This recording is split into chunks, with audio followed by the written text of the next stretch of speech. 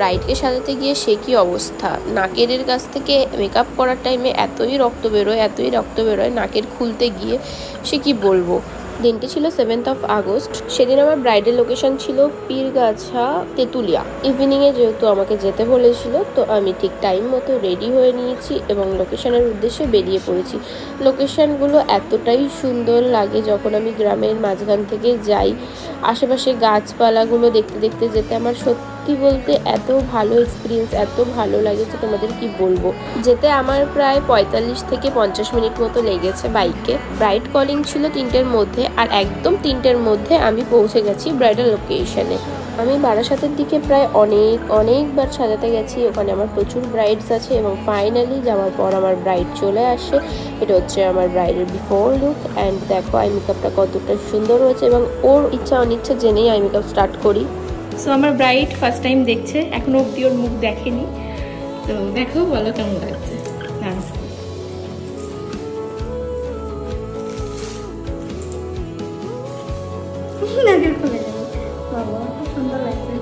যেমন চেয়েছিলে, glowing base, লিপস্টিকটা ঠিক এরকম, কালকাটাও এমন চেয়েছিলে যে একটু সিঁদুরের মতো দিয়ে, মানে টিপ না ওটা, এটা হচ্ছে তোমার আইশ্যাডো দিয়ে করা। কেমন লাগছে নিজেকে? আই মেকআপ সবকিছু একদম পারফেক্ট। আমি পাশের ঘরে চলে একটু ফেসটা তোলো। হ্যাঁ, চোখ বন্ধ করো।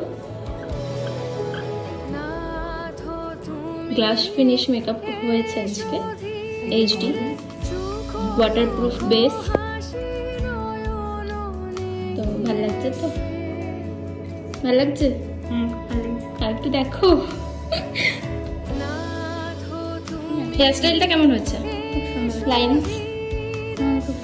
ব্রাইডের বিয়ের আগে নতুন নাক ফোটানোর কারণে ওর নাকে একটু প্রবলেম হয়েছিল, তো নাকেরটা খুলতে গিয়ে ওর নাক থেকে রক্ত বেরিয়ে যায়। তো এটা হচ্ছে ব্রাইডের ফাইনাল লুক। কেমন হচ্ছে অবশ্যই জানিও। পুরো লুকটাই ব্রাইড আমাকে যেরকম বলেছে আমি ঠিক তেমন করার চেষ্টা করেছি। আর তোমরা এরকম সুন্দর লুক যদি পেতে চাও অবশ্যই আমার স্ক্রিনে দেওয়া নাম্বারে কন্ট্যাক্ট করতে পারো। আমার 15 ব্যাচের আর মাত্র 3টে সিট খালি আছে। তো তোমরা যারা এরকম সুন্দর লুক শিখতে চাইছো বা আরও ভিডিও যারা আমার ফলো করো, আরও নতুন লুক শিখতে চাইছো, তো অবশ্যই আমার সাথে কন্ট্যাক্ট করতে পারো। ব্রাইডের এই ফাইনাল লুকটা কেমন হয়েছে অবশ্যই কমেন্টসে জানিও কিন্তু তোমরা।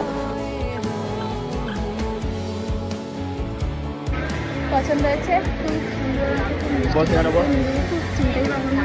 সবাই ভালো বলছে, সবাই খুব সুন্দর বলছে। Thank you, tata.